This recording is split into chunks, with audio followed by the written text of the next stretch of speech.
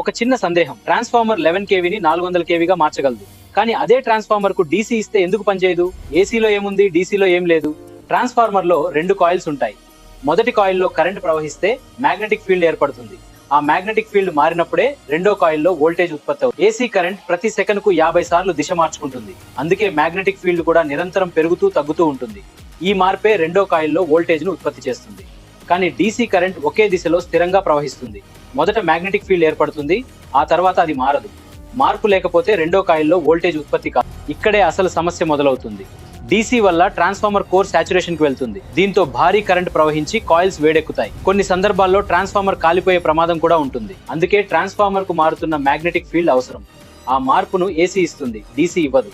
అందుకే ట్రాన్స్ఫార్మర్లు ఏసీతో పనిచేస్తాయి, డీసీతో కాదు. రోజు ఇలాంటి mind blowing electrical engineering facts and concepts కోసం ఇప్పుడే సబ్స్క్రైబ్ చేయండి. మరుసటి వీడియోలో మరో ఇంట్రెస్టింగ్ కాన్సెప్ట్ తో కలుద్దాం.